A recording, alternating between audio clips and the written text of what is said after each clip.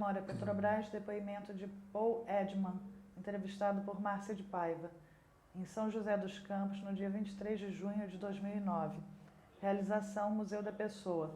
Entrevista MPET Revap TM, número 13. Paul, boa tarde. Boa tarde. Gostaria de começar pedindo que você nos diga seu nome completo, local e data de nascimento. Meu nome é Paul Edman de Almeida. Eu nasci no dia 28 de março de 1967 em Caçapava, aqui em São Paulo. Paul, como é que foi seu ingresso na Petrobras? Meu ingresso na Petrobras foi em 1986. Eu achei um anúncio de jornal que estavam procurando operadores de refinaria, para a refinaria aqui de São José dos Campos, e ingressei em 86 para o curso de formação de operadores.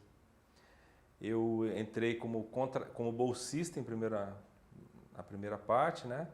E em 87, em 1º de julho de 87, eu fui contratado como operador de processamento.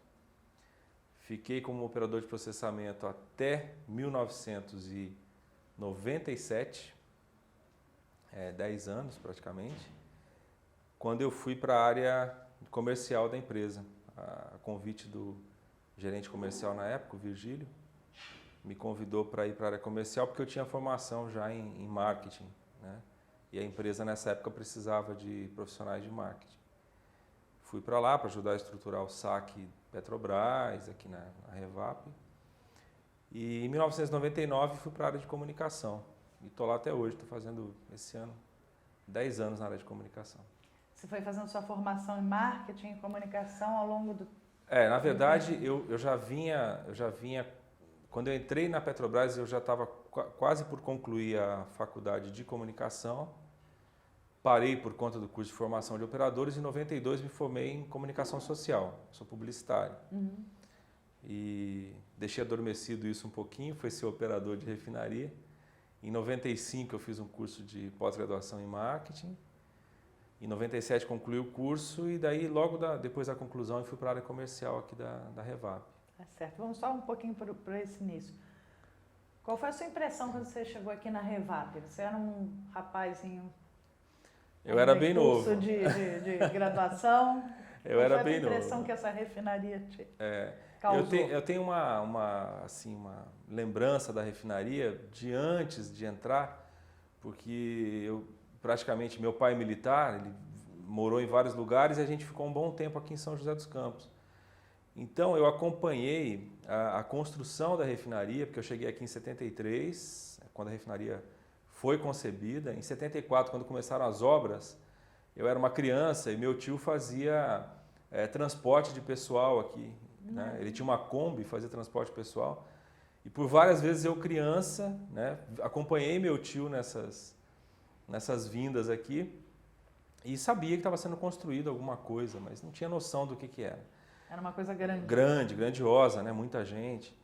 E como eu morava num bairro aqui ao lado, meu pai era militar, nós moramos numa vila militar aqui que chama CTA, da minha casa se avistava a obra da refinaria. E eu acompanhei todo esse processo de longe, né? Até o momento da partida da refinaria, que eu me lembro de dias e dias com a tocha muito alta, né? Uma coisa diferente para a cidade. Só que não tinha noção do que era exatamente. Aí em 86, naquela perspectiva de entrar no mercado de trabalho, procurando emprego, tinha feito várias formações técnicas, né? Tinha feito desenho técnico mecânico, tinha feito escola técnica agrícola, né? Não sabia para onde ia. E como a formação exigida era nível médio, não tinha assim nada muito específico, eu fiz o concurso e passei aqui para a função de operador. Então foi dessa época que eu... E você já sabia mais ou menos o que ia fazer um operador? Mais ou menos. Não tinha plena consciência do que era, não. A gente sabia que era um serviço altamente perigoso, tinha os riscos todos envolvidos, né? Mas a formação foi muito boa, né? A formação nos deu uma noção assim muito precisa do que que seria exigido da gente enquanto profissional. E sempre gostei muito. A Petrobras foi praticamente a minha escola, né? Eu entrei aqui muito novo, com 19 anos, e foi meu primeiro emprego também, né? Então, até eu julgo que eu tive muita sorte na vida de ter entrado, né, para um primeiro emprego dentro de uma empresa como a Petrobras. E você ficou assustado assim quando você entrou, assim, foi tomando pé aqui de dentro? Fiquei apreensivo, porque na verdade durante o curso de formação nós não tínhamos noção de para que área nós iríamos, para onde nós iríamos trabalhar. E existiam áreas mais perigosas, áreas menos perigosas, né? Então ficava sempre aquela expectativa. Então a gente, molecão ainda na época, a gente fica bastante apreensivo, né? Puxa, para onde que eu vou, que área que eu vou cair, que tipo de conhecimento que eu vou precisar ter. Mas também, nesse aspecto, eu dei muita sorte, eu caí numa área de produção muito, como toda área de produção, com muito risco, mas uma área de produção muito, muito boa de se trabalhar, as pessoas com quem eu convivi. Qual era? Área de hidrotratamento, né, e geração de hidrogênio, que faz tratamento de diesel, de querosene de aviação, né, retirada de enxofre desses produtos. E outra coisa que eu julgo muito importante é que eu caí assim na mão de pessoas muito boas em termos de tutoria, né? Então, os meus tutores aqui dentro, as pessoas que me formaram, eram pessoas muito experientes, de uma época diferente do que a gente está vivendo hoje, né? Tinha uma formação até bem simples, né? Eram pessoas muito simples antigamente que entravam como operadores e também me ensinaram muita coisa. Então, acho que eu sempre dei muita sorte dentro dessa minha trajetória na Petrobras, né, por esses aspectos. E na sua passagem para a área comercial também, como é que foi? Você foi trabalhar com marketing? Fui trabalhar com marketing, isso. Foi importante porque eu já vinha de uma formação de comunicação em que eu nunca tinha exercido, né, a função de publicitário, né? Sabia que a empresa precisaria fazer um concurso para poder, e a empresa não tinha tantos concursos antigamente para a gente poder participar. Quando eu vim para a área de marketing, eu tinha acabado de me formar em marketing, eu estava muito entusiasmado com o que eu tinha aprendido, né? E você cair dentro de uma área que estava praticamente nascendo naquela época também dentro da empresa, que foi logo na transição da lei do petróleo, a hora que a Constituinte mudou a lei do petróleo, e a empresa foi obrigada a se abrir para o mercado. Então, quebra do monopólio. Quebrou o monopólio. Eu cheguei nessa hora em que a empresa precisava se estruturar para atender as demandas do mercado, né, para abertura de mercado. E foi muito assim, foi um novo recomeço dentro da empresa. Acho que eu tive um novo recomeço, um início de carreira de novo ali, né? Porque a partir dali eu pude, de fato, exercer alguma coisa que eu tinha aprendido tecnicamente numa universidade, né? Diferentemente da comunicação, que até então eu nunca pude exercer dentro da empresa. Então foi um momento muito feliz também da minha carreira, né? Aquela coisa de você acordar com vontade de trabalhar porque você está fazendo o que você gosta. Então foi um momento muito rico. Rico assim e bem curto, né? Foram 2 anos praticamente, né, dentro dessa área em que, vamos dizer assim, se você fosse pegar em termos de currículo, em 2 anos eu enchi um currículo que eu não conseguia encher em 10, né? Então eu julgo que foi muito rico essa fase para a minha carreira e que eu julgo também que me fez repensar algumas coisas em termos de carreira, em termos de profissão, né? Em termos de como que eu queria conduzir minha vida dentro da empresa também, né? E a Petrobras, ela coloca na tua frente muitas oportunidades também. Então essa foi mais uma que apareceu. E para essa parte comercial também, houve um aumento e uma diferenciação do próprio trabalho, né, da área comercial, com a quebra do monopólio. Isso vocês também sentiram, esse impacto aqui? O grande desafio nosso era criar uma cultura voltada para o cliente. A Petrobras, enquanto empresa monopolista, até então, com alguns pequenos esforços, ela nunca pensou no atendimento ao cliente. Olha, tem isso aqui, o produto da nossa empresa é esse, vocês têm que comprar o nosso produto. O mercado não está aberto para outras coisas, né? Para outras empresas. Então, essa cultura de atendimento ao cliente, que eu diria que é uma cultura que ela vem se consolidando, né? Não se consolidou totalmente, mas imagine isso logo depois da quebra do monopólio, né? Então, nós viemos para implementar o SAC Petrobras, que não existia, um serviço de atendimento ao cliente, né? Viemos para, de fato, ser mais proativos nessa relação com o cliente. Né? Então, foi um momento de muito desafio, de muita dificuldade de fazer com que as demais áreas da empresa entendessem o propósito de atender bem o cliente, né? E principalmente porque também o departamento comercial, ele até então ele não era vinculado à refinaria, ele era como os antigos departamentos da Petrobras, DEPIN, Departamento Industrial, Decom. E era o DECOM, né? Então o DECOM tinha recém chegado na refinaria enquanto estrutura. Então essa coisa comercial era uma coisa meio que afastado do dia a dia da refinaria, né? Então o propósito de fazer essa transição foi um desafio bastante interessante. E diga-se de passagem, né? Eu saí da produção para ganhar menos do que eu ganhava de remuneração, né? E ganhei mais trabalho. Mas é o que eu te digo, foi uma fase muito feliz porque eu sabia que eu estava construindo alguma coisa que seria definitivo para a minha vida profissional ali, né? E na comunicação, como é que foi? Como é que foi essa ida? Foi um convite? Você pediu para ir? A comunicação, na verdade, ela foi uma surpresa, porque eu já vinha dessa formação de comunicação e com alguns assédios da área de comunicação. Algumas vezes já tinham me procurado para ver se eu queria ir para lá, mas nada muito concreto. E em 1999, o que aconteceu? As pessoas que estavam na área de comunicação, elas estavam assim no limite, elas queriam se aposentar, né?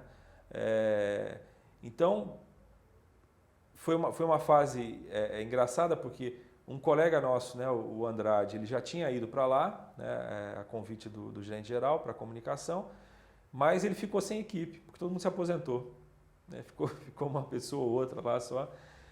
E daí veio o convite, porque eu tinha sido indicado também para ir para a área, né, como gerente, mas acabou se consolidando o nome do Andrade.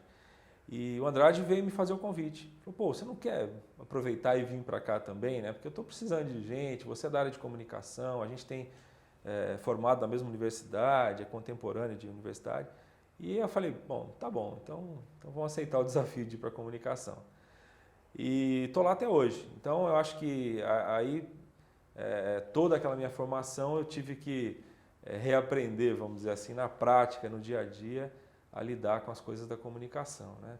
E daí eu digo para você que se existe assim a questão da felicidade no trabalho, é o que eu faço, né? Eu acho que essa dedicação que eu gosto de ter com as coisas da comunicação, que é um universo amplo de possibilidades, né?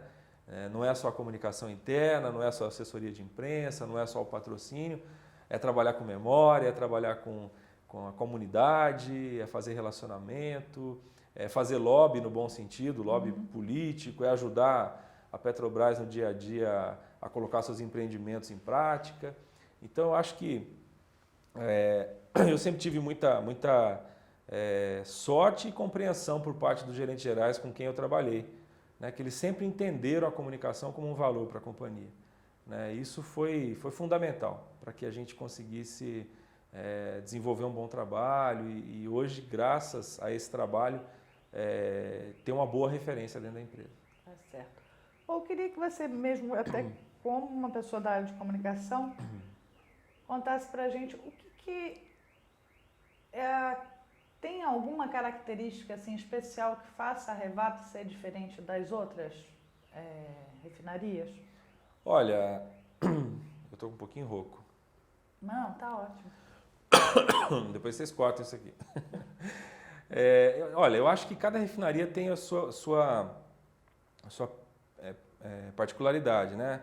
A Revap tem uma particularidade, assim, eu diria que até um tanto quanto difícil, porque ela foi uma refinaria que chegou numa cidade que, você imagina, em 1973 para 74, governo militar ainda, né? Médici estava no governo, a cidade era uma cidade que era a área de segurança nacional, por conta do Centro Técnico Aeroespacial, o Comando da Aeronáutica estava aqui e tudo mais, e o prefeito daqui era biônico, né? Sérgio Sobral de Oliveira é um prefeito biônico. E a refinaria chegou nesse contexto de imposição, porque a Petrobras tinha áreas em Tremembé, uma cidade vizinha, para construir a refinaria, e por uma manobra política da época, o prefeito Sobral conseguiu trazer para cá essa refinaria. Só que em meio a uma imposição muito forte, porque aqui já era uma região de loteamento para casas, construção de casas, e o governo Médici mandou desapropriar. Desapropria, vamos fazer uma refinaria aí e tal. Então não teve muita negociação. Então a chegada da Revap aqui foi muito traumática para a cidade, né? Foi bastante traumática. E reconstruir essa confiança junto à comunidade foi bastante complicado, né? Então, durante muito tempo, a refinaria muito fechada e tudo mais, mas eu diria para você que a Revap ela se fez com pessoas de vários lugares diferentes do país, né?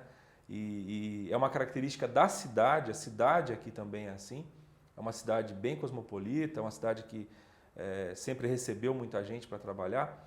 Até dizem que São José não tem muita identidade, né? O primeiro joseense mesmo deve ter nascido há uns 20 anos atrás, né? Então, muita gente de fora. Então, isso fez com que essa mistura de culturas, né, fizesse da Revap uma coisa diferente. Então, aqui é como se você sempre se sentisse muito em casa, muito à vontade, né? A gente não criticando nenhum tipo de cultura, mas a gente roda algumas outras refinarias em que ou você é daquela cultura e você entende aquela particularidade da refinaria, ou você vai achar que eles são muito frios, ou você vai achar que eles têm uma dificuldade de relacionamento, mas não, é o temperamento. E aqui na Revap é sempre uma coisa assim muito... Até quem nos visita nos fala isso, né? Uhum. Poxa, aqui é sempre muito bem recebido, vocês têm uma hospitalidade muito grande e tal. Então aqui a gente é muito companheiro um do outro, né? Em termos de relacionamento no dia a dia. Então a gente se comporta bem como uma família mesmo. Essa é a grande característica aqui da Revap. Todo mundo se ajudar, todo mundo se conhecer. Isso que é bacana aqui. Tá certo. Eu queria que você me destacasse um projeto social de vocês aqui. O que você destacaria? Olha, eu diria que nós temos assim inúmeros projetos nos últimos anos realizados com a comunidade, mas tem alguns particulares que eu gosto muito, né? Existe um projeto que atualmente está sendo patrocinado pela Revap, que é um projeto de inclusão social por meio de música erudita, né? Que é uma orquestra sinfônica popular que foi constituída aqui pela ação de algumas pessoas, né? De uma comunidade aqui vizinha a Revap, a Vila Tesouro, e que tem dado um resultado fantástico do ponto de vista de inserção social e de, vamos dizer assim, de repercussão até internacional na mídia, né? Até a Unesco já premiou esse projeto, né? Ele se chama como? Chama-se Orquestra Cidadã, é o nome do projeto. E as crianças vão tendo então formação de música erudita, música erudita, né? E tem dado assim uma repercussão bastante boa e a gente fica muito feliz com isso, né? Um outro projeto que nós recentemente patrocinamos chama Óleo da Solidariedade. É um trabalho ambiental e social, né? Um trabalho em que busca conscientizar as pessoas para não descartar o óleo de casa, o óleo de cozinha usado na pia, no esgoto, né? Recuperar esse óleo e transformar ou em sabão para ser vendido, ou mesmo agora em biodiesel, né? Então a grande fonte agora está sendo biodiesel. E todos os ganhos que esse projeto traz em termos ambientais, né? Porque cada litro de óleo que você despeja na pia da tua casa e tudo mais, isso tem um impacto violento em termos de saneamento básico depois, né? Você tratar, recuperar esse óleo e tudo mais. Então é um projeto que está avançando, está ganhando corpo, a mídia já está batendo muito em cima desse projeto positivamente e a gente fica bastante feliz, porque é uma contribuição que daí é aquela coisa, né, da pessoa. A pessoa tem que ter a atitude de não jogar o óleo da cozinha no local inadequado. Então a gente está vendo que o projeto, a entidade está conseguindo chegar num ponto de sustentabilidade com o projeto. com a venda do sabão, do óleo do óleo para se fazer biodiesel e tudo mais. E isso tem dado assim uma alegria bastante grande para a gente também. São projetos que eu destacaria dentro de vários outros projetos que a gente está fazendo, né, voltados aí para a área socioambiental. Tá certo. Pô, infelizmente a gente vai ter que ir terminando, que nós temos um horário a Sim, cumprir sim. aqui. E eu não queria atrapalhar também a vida aqui da... Não, de maneira nenhuma. Mas eu queria deixar espaço se você quer falar alguma coisa, deixar registrado alguma coisa também. Bom, eu queria deixar registrado essa tentativa que a gente está fazendo de comemorar os 30 anos da Revap de uma maneira adequada, né? Assim, que a gente pudesse abraçar o maior número possível de possibilidades, não deixar escapar nada em termos de lembrança, de memória, porque eu tenho trabalhado, né, nessa pesquisa junto com a minha equipe aí da comunicação e é muito rico a gente ver um pouquinho da vida das pessoas que ajudaram a fazer isso aqui, a construir a Revap, né? E eu espero que o ano que vem, quando chegar 2010, a gente puder comemorar esses 30 anos aqui da Revap, né?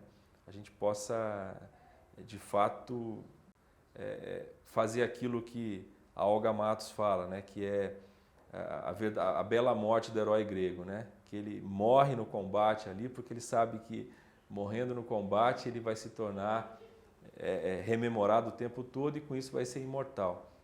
E a gente quer imortalizar um pouquinho dessa nossa unidade aqui, né? Pelo menos agora na marca dos 30 anos, a gente deixar isso bem lembrado para as futuras gerações que passarem por aqui. Tá, pô, eu queria agradecer, fico morta de pena de não poder ficar mais um pouco.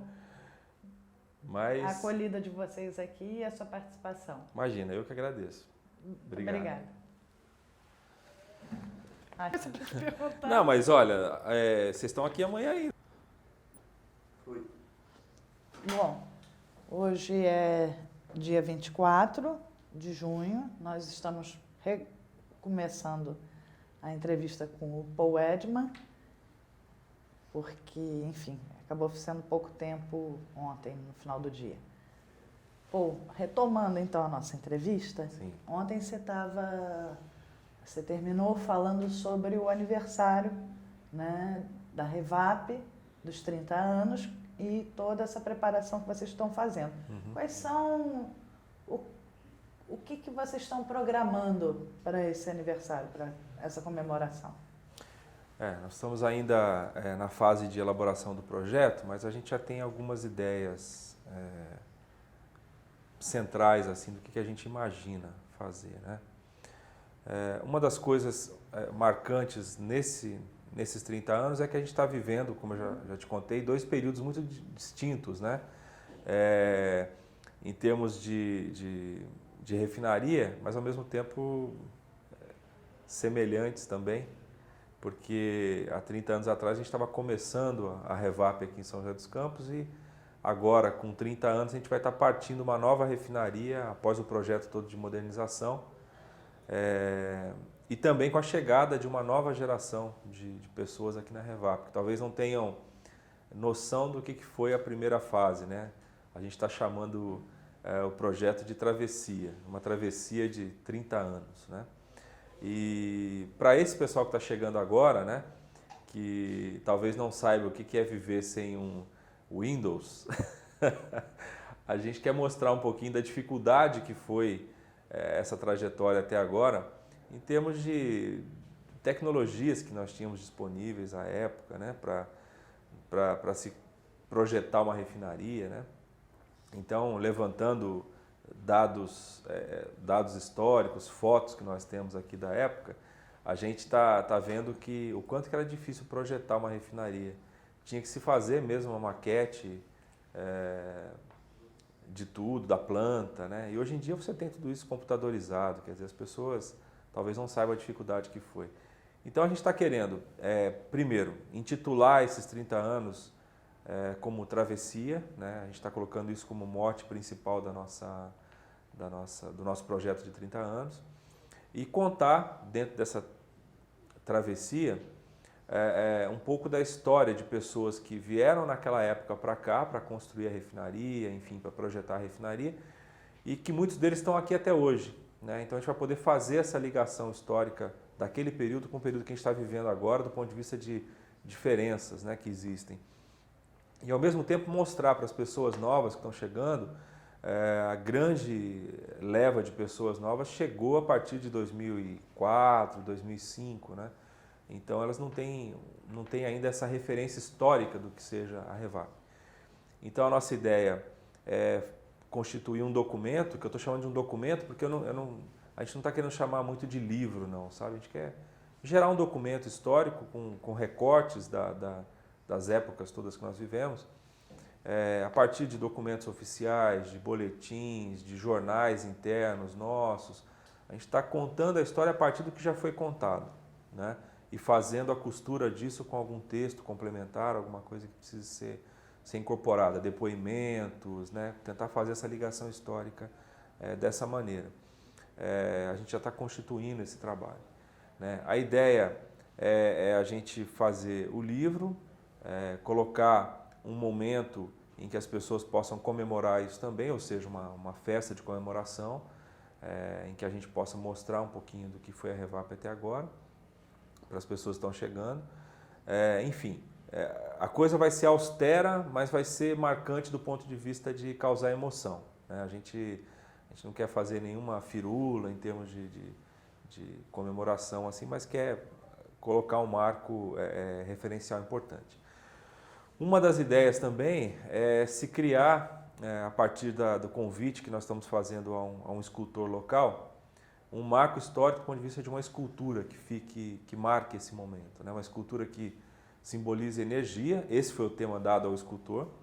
A gente quer que ele trabalhe o tema energia, né?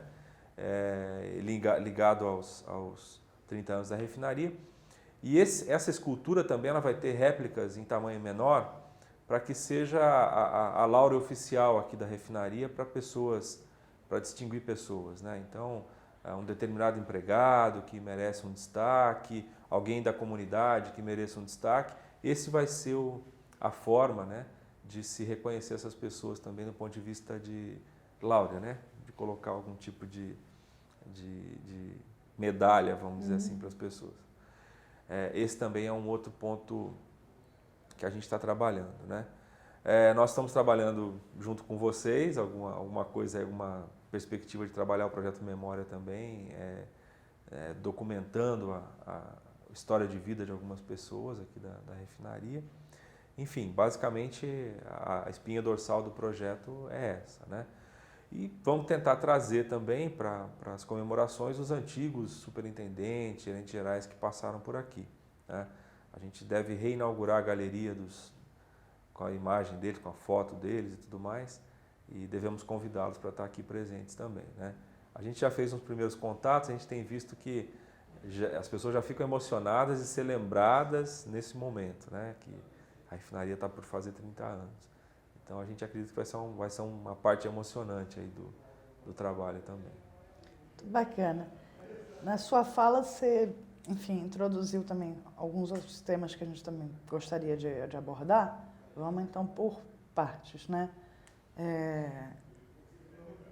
Você falou nessa modernização, queria que você explicasse um pouco o que está sendo feito aqui na refinaria, né? E quando ela começou esse projeto de modernização, que é um projeto longo, né? E a previsão do término. O interessante desse projeto é que ele basicamente é um projeto que moderniza, né, a especificação dos combustíveis no país. Isso é uma coisa nacional, está sendo feito em todas as unidades. Esse é o ponto técnico da modernização, né? E aí eu vou falar um pouquinho sobre o ponto de vista da comunicação, né, nossa aqui, da nossa área, que a gente trabalhou bastante a questão vamos dizer assim, da relação com a sociedade do projeto, porque, como eu te contei, a refinaria chegou aqui em 1974 de uma maneira muito unilateral, né? Não houve discussão, não houve participação da sociedade na discussão se queria ou não uma refinaria na cidade. E nesse momento agora, né, agora que eu digo 2005, as coisas já estão bem diferentes. Então nós tivemos que ir a campo, a partir do momento que a diretoria executiva falou, olha, não, a refinaria vai receber o investimento para a modernização. Então nós fomos a campo para começar a auscultar primeiro, né? E depois escutar, conversar com a sociedade, conversar com a comunidade, para entender em que contexto nós colocaríamos essa questão da modernização da Revap para a sociedade. Então foi um trabalho longo, um trabalho que começou já em 2003, quando nós tínhamos algum indício de que o investimento vinha para cá. Já começamos a conversar com a comunidade e já começamos a enfrentar já as primeiras dificuldades, porque hoje a sociedade está muito bem organizada, principalmente aqui na nossa região, do ponto de vista ambiental, do ponto de vista dos movimentos sociais, né? E nós precisávamos conversar com uma linguagem adequada com cada um desses públicos. Nós fomos a campo, então, fazer isso. Projetamos durante 2 anos como seria essa conversa, como seria essa aproximação, e a gente julga que foi muito bem sucedido, né? Apesar de algumas coisas pelo caminho, a gente praticamente fez cerca de 8 ou 9 audiências públicas por nossa conta, junto às comunidades, né? Nada oficial do governo, mas nos reunimos com os vários bairros da região para entender, para saber quais eram as dúvidas, para saber o que eles queriam entender sobre o projeto, né? Levamos essa discussão toda para a comunidade e aí fomos oficialmente para a audiência pública, né? Com alguns embates políticos, né, que nós tivemos. A primeira audiência pública marcada, com todo mundo no local, só esperando entrar o Conselho Estadual de Meio Ambiente para começar a reunião, chega uma liminar dizendo que, olha, está suspensa a audiência pública porque determinado partido aqui entrou com uma liminar. Aí desfaz tudo, aquela coisa toda. E voltamos a campo de novo, depois dessa liminar, para tentar de novo entender, buscar o convencimento junto a essas pessoas. E daí sim, em 20 de janeiro de 2005, nós conseguimos fazer a audiência pública, que culminou aí com a licença de instalação das novas unidades. E são quantas novas unidades? São 14 novas unidades que estão entrando aqui na refinaria. A refinaria ela passa por um perfil, muda completamente o perfil dela de produção, a partir do ponto em que a gente hoje produz 20% de óleo e combustível. E o óleo e combustível é um produto que praticamente o mercado não aceita mais. E a Petrobras também fez uma intensificação muito grande da entrada do gás natural. Então, é meio que um canibalismo em termos de negócio, mas um canibalismo importante do ponto de vista ambiental, né? Entramos com o gás natural, estamos entrando cada vez mais no mercado. E o óleo combustível, a partir do momento que ele está sem espaço, nós vamos converter esse óleo combustível em coque, que é um combustível sólido que é usado em siderurgia, é usado em cimenteiras, em fornos, é um combustível sólido que é queimado em altos fornos, né? Hoje o Brasil importa esse coque, principalmente da China, e a gente deixa de importar e passa a ser autossuficiente nessa produção de coque, inclusive com baixo teor de enxofre. Então é um coque assim, que o mundo também vai começar a ficar de olho nele, porque ele é um coque melhor. A partir da unidade de coque, então você fracionou esse óleo combustível em uma série de outros produtos nobres, né? Então o valor agregado da refinaria aumenta em termos de produção, isso se reflete também em benfeitorias para a cidade, no ponto em que o ICMS aumenta, os recolhimentos de impostos aumentam, a cidade também ganha muito com isso. A refinaria hoje já é a grande fonte de riqueza da cidade. A gente responde por 41% do valor adicionado aqui do município, em termos de ICMS, e a gente hoje está recolhendo na faixa de 800 milhões de reais. A gente vai passar de 1 bilhão de reais de recolhimento de ICMS. Então isso para o orçamento municipal é muito importante, né?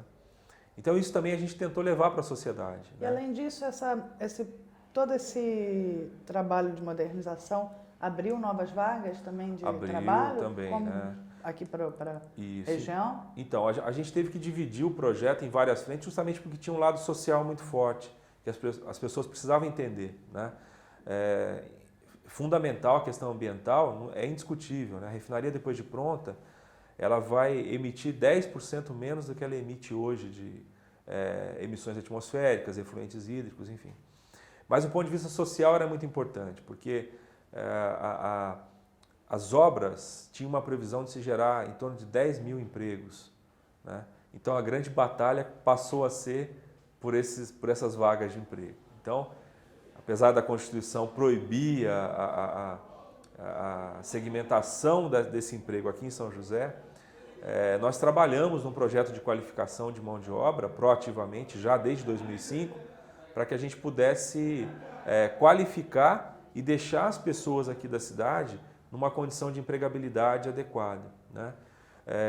Até setembro desse ano nós vamos qualificar cerca de 9 mil pessoas, né, nas mais diferentes áreas, e que essa qualificação ninguém tira da pessoa mais, quer dizer, ela pode usar aqui, acabou a obra, ela vai continuar usando em outros locais.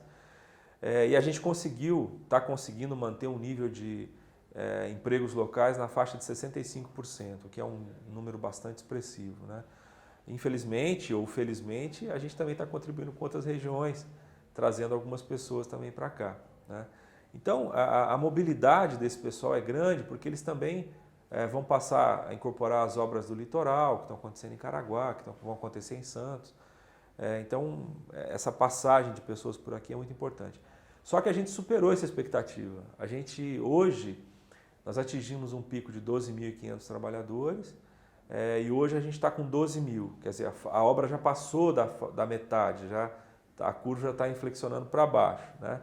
E daqui para frente é a desmobilização da obra mesmo, até 2011 é a desmobilização. Mas o nível de emprego ainda vai ser muito alto nesse período. 2011 é o prazo para o o prazo, meados de 2011 a gente deve estar com tudo pronto já para tá tudo funcionando já, né?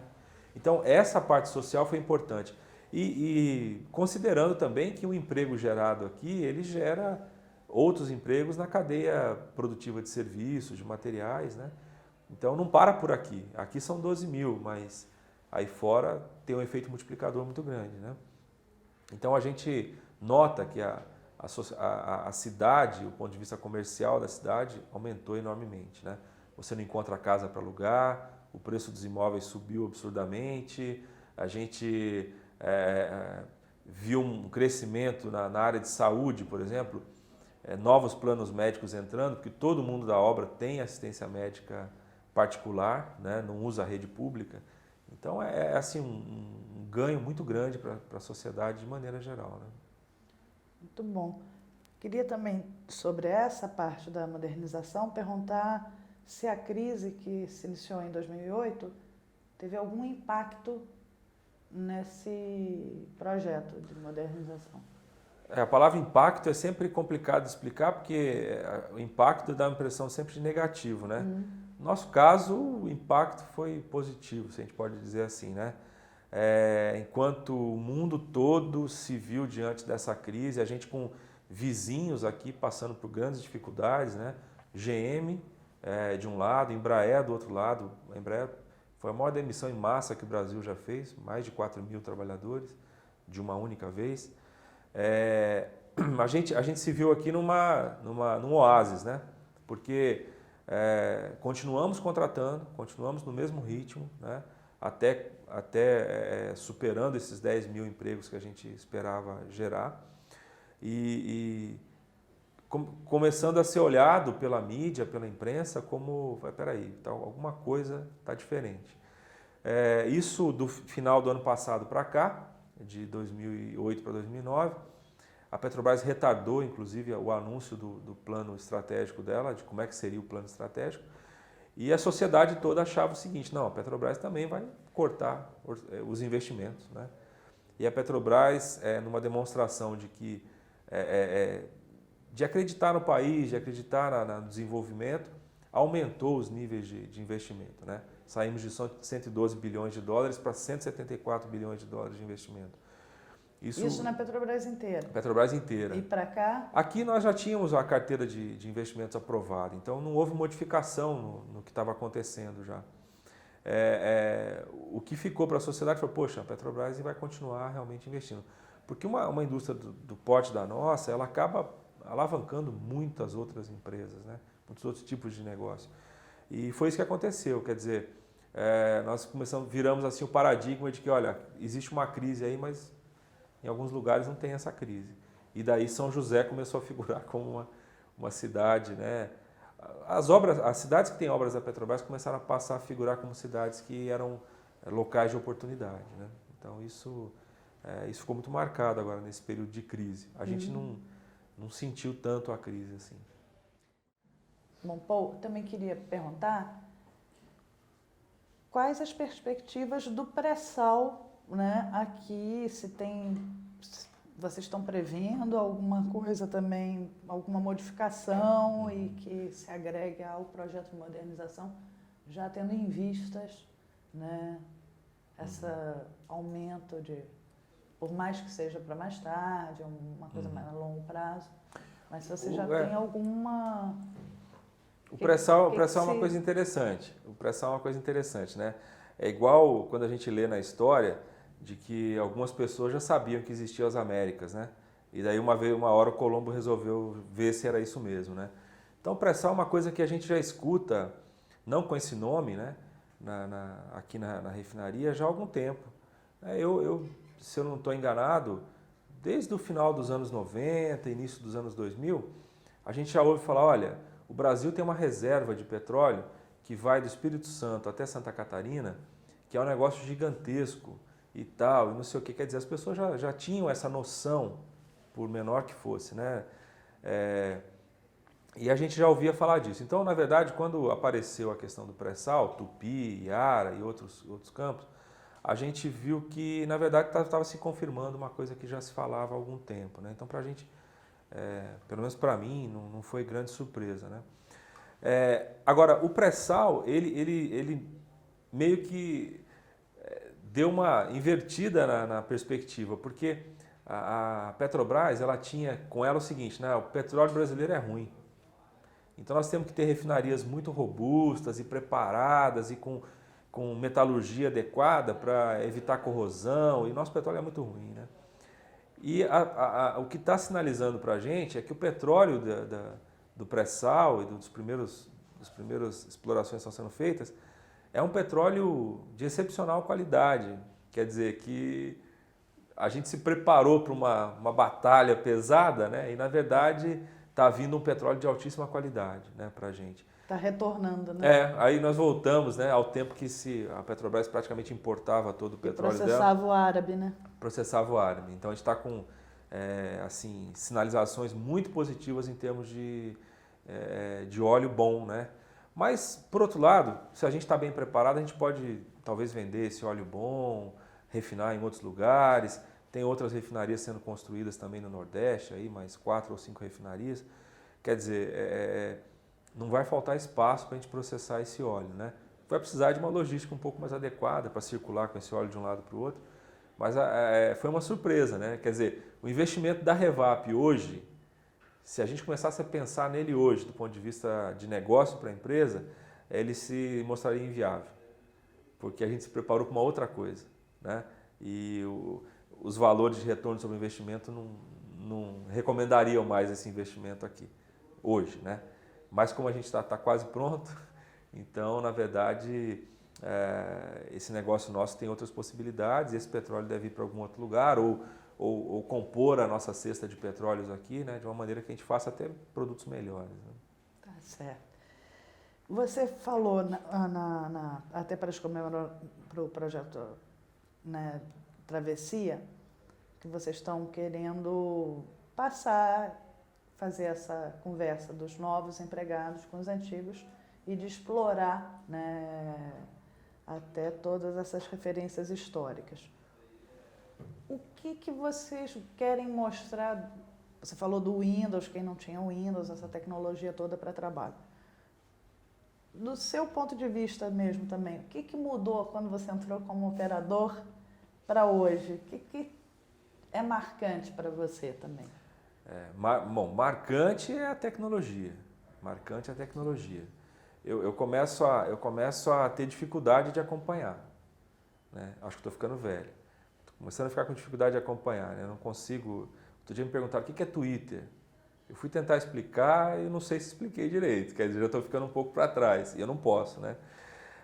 Mas assim, a tecnologia foi uma coisa muito marcante, né? Isso a gente está procurando deixar bem registrado no documento que a gente está preparando de 30 anos, de mostrar o seguinte, o quanto era difícil e assim, a lógica do pensamento é outra, né? Então, quando eu passei a ser operador, as coisas eram analógicas, né?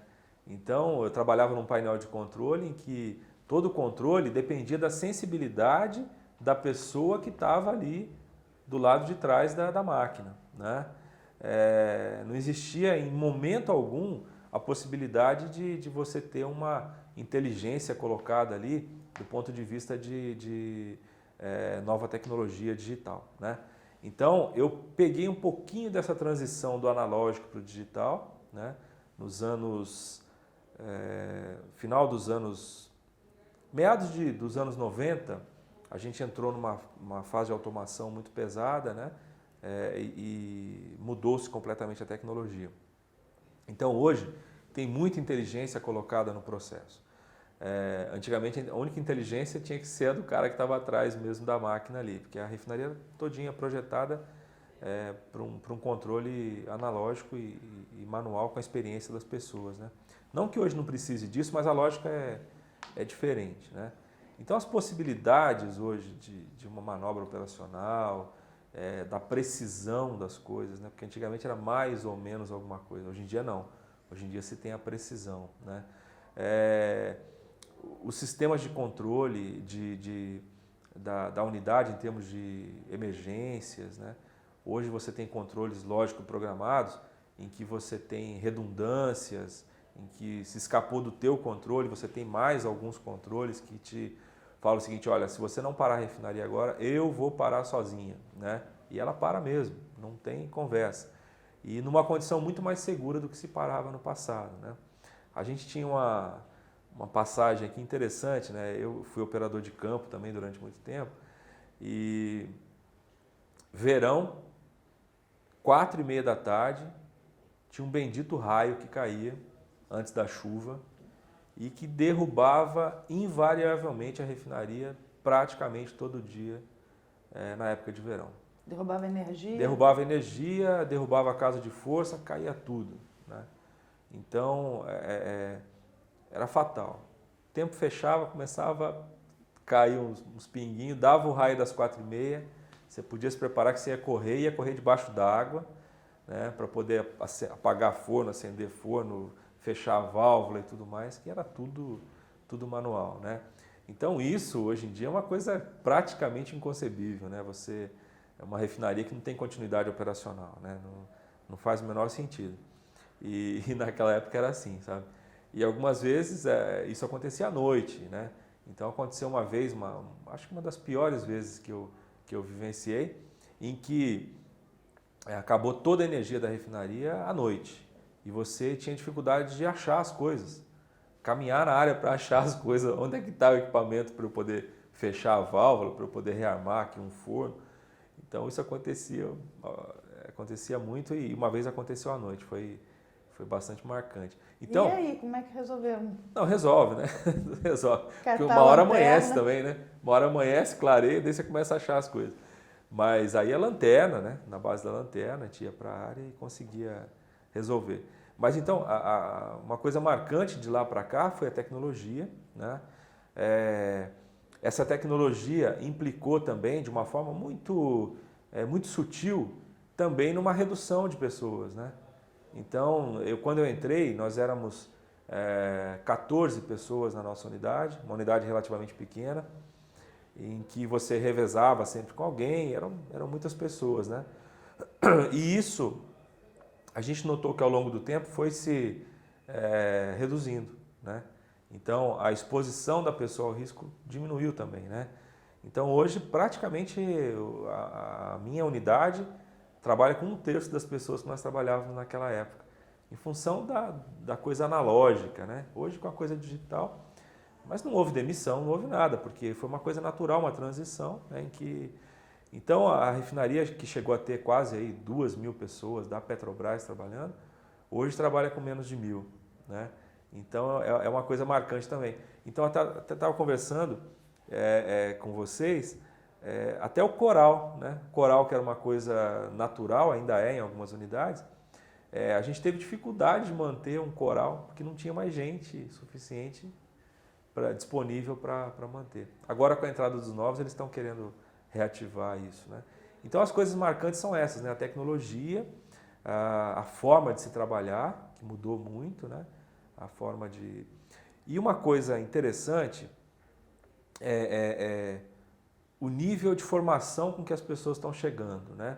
A gente nota o acesso a um ensino de melhor qualidade que as pessoas tinham. Quer dizer, naquela época do começo, eu entrei com uma formação técnica básica, né? Hoje em dia já não é mais assim. Então as pessoas estão chegando muito mais preparadas dentro do ambiente de trabalho, né? São pessoas diferenciadas, são pessoas de uma geração diferente, de uma geração que já nasceu dentro da informática, né? Nasceu dentro da tecnologia da informação. E coisa que a gente vivenciou a transição, né? Então a gente tem um pouquinho, né? A gente tem a comutação assim de pensamento é um pouco diferente. Essa turma já é mais ágil, mais rápida. Nasceu com o mouse na mão. Nasceu com o mouse na mão, já nasceu, né? Eu vejo isso pelo meu filho que está com 7 meses, né? Ele já, o interessante para ele são as coisas. Você dá brinquedo, ele gosta do não brinquedo, que é o controle remoto da TV, é o computador, é uma coisa meio natural dessa geração. É verdade. Pô, e eu queria também, enfim, que você me selecionasse uma história. Você me contou uma ótima aqui do raio, que eu adorei. Tem uma história marcante para você desses também seus anos de trabalho? Olha, tem várias histórias marcantes, né? Mas uma coisa que fica, principalmente da fase da operação, é o nível até de uma certa irresponsabilidade que existia, no bom sentido, em termos de trote, né? Acho que em todo lugar acontece isso, mas aqui na Revap a gente chegou até a escrever um livro de causos em 2000, porque tem muita coisa interessante, né? E uma das mais interessantes que eu não vivi diretamente, mas que marcou assim a minha chegada, porque aí eu fui entender a natureza, né, da turma que estava aqui, e que foi muito bom, que numa entrada de alguns operadores aqui na refinaria, isso no ano de 86, eu entrei em 86, mas fui para campo mesmo em 87. Alguns engenheiros, algumas pessoas que coordenam o turno aqui da refinaria, armaram uma brincadeira com 3 operadores, dizendo que eles tinham que levar uma caixa da casa de controle até o setor de segurança, que antigamente chamava CESIM, né? E prepararam essa caixa de uma forma que ela parecesse uma coisa muito complicada e perigosa, encheram de coisa dentro para ficar bem pesada, e meteram um monte de símbolo radioativo na caixa e pediram para esse pessoal, para esses 3 levarem a caixa. Um peso danado. Esse pessoal arrastou essa caixa para a refinaria inteira e vai num lugar, manda para outro lugar e tal. E quando chega, enfim, lá no setor de segurança, o inspetor fala assim, peraí, gente, quem mandou vocês trazerem isso aqui? Isso é uma caixa radioativa, vocês devem estar contaminados, né? Vocês têm que tomar banho. Aí mete água nos caras, né? Isso de madrugada, né? Mete água nos caras e gente já chorando, porque, pô, eu estou contaminado. Vocês têm que ir para o setor de saúde e manda para o setor de saúde. Olha, passaram a madrugada com essas pessoas, né? Um deles a ponto já de denunciar na polícia e tudo mais, que alguém tinha feito ele carregar uma caixa radioativa, a refinaria inteira. Enfim, depois disso fizeram a brincadeira ao final do turno, né? E isso aí ficou muito marcado. Mas era todo dia tinha uma dessa, né? Então era muito divertido. Mas isso é engraçado, que exemplifica a falta de preparo também, né? Do que você falou, que as pessoas hoje entram mais espertas. Muito, né? Mais espertas, né? Muito mais espertas. Casos de o operador novo, que a gente chama de borracho, né? Borracho é aquele pombinho, né? Quando ele está treinando para ser pombo correio, a gente chama de borracho, né? Ah, você sabe que eu já ouvi esse termo, mas nunca ninguém me explicou o que era o borracho. O borracho é o pombinho que está em treinamento, né? O pombo correio. E a gente era tratado de borracho, né? Até hoje se trata de borracho, porque o borracho leva e traz, né? Leva e traz as coisas e tal, não sei o quê. E mandavam também os borrachos que chegavam, né? Novos. Olha, vai buscar a conta de luz do setor lá na casa de força, né? Pô, conta de luz, né? Não tem o menor sentido. A energia toda gerada aqui dentro, né? O que compra da concessionária não é o setor que paga. Então o cara ia buscar e já tomava banho, então era bastante divertido, né? É muito bom. Pô, a gente vai terminando, que a gente também tem Legal. enfim, a nossa filhinha ali fora. E eu queria perguntar se você se sente um petroleiro também. Olha, eu me sinto bastante, porque é uma coisa que eu ouvi uma vez de um brigadeiro aqui da aeronáutica, que eu fui na cerimônia de despedida dele, é uma cerimônia oficial, né, em que a maior dificuldade que ele sentia era de tirar a segunda pele, que era a farda dele, né? Eu falei assim, isso aqui realmente vai me fazer diferença, eu não vou saber viver sem isso aqui, vou ter que me acostumar. E o petroleiro eu acho que é a mesma coisa, né? E eu que não vim de nenhum outro lugar, eu vim da minha casa para cá, eu não passei por nenhuma outra indústria, eu me sinto muito petroleiro, acho que só petroleiro, né? Então, E o que é a alma do petroleiro? O que é esse ser petroleiro? olha, tem uma essência de brasilidade muito grande. Eu acho que a Petrobras é o Brasil que dá certo, que deu certo, né? É a demonstração de superação de desafios mesmo, que eu acho que slogan mais feliz do que o que a Petrobras tem é impossível, desafia a nossa energia. É essa coisa de não ter barreira, né? De não ter um limite que seja intransponível do ponto de vista de fazer as coisas acontecerem, né? Então isso, a Petrobras foi uma escola para mim, para a minha vida, isso eu transfiro para casa, quer dizer, para os filhos, né? A gente transfere muito daqui de dentro para lá, de mostrar que não existe nada que seja impossível, pode ser um pouquinho mais difícil de fazer, né? E eu acho que esse mais difícil de fazer é até muito mais gratificante do que é muito fácil de fazer. Então fica muito essa questão do petroleiro, né? De sentir essa essência de Brasil, de entender que as coisas podem ser boas, podem ser bem feitas, podem ter qualidade, né? E da gente não ter limites para superar aí desafios. Acho que isso que marca muito a minha trajetória dentro da empresa, e o que me faz sentir muito petroleiro. É isso. Tá certo, pô. Queria terminar perguntando se você gostou de ter participado. Adorei. Daqui do projeto. Adorei. Eu sou fã do trabalho de vocês e eu julgo que cada vez mais, ainda bem que a Petrobras, né, com esse tino que ela tem, ela percebeu o valor que tem a memória, né? Então a gente entender que a memória é um valor para a organização, isso é importante, né? Cria os marcos referenciais e eu acho que é a história, né? É a história contada, a história vivida, é que faz a gente avançar, né? Não existe ninguém que possa avançar sem ter um referencial, né? De um passado, o que aconteceu, como é que foi e como é que vai ser daqui para frente. Então acho que entender a história, a memória como um valor, né, que é o trabalho de vocês, é maravilhoso. Eu adorei participar aqui do depoimento. Queria agradecer a sua colaboração. Muito obrigada. Obrigado a vocês.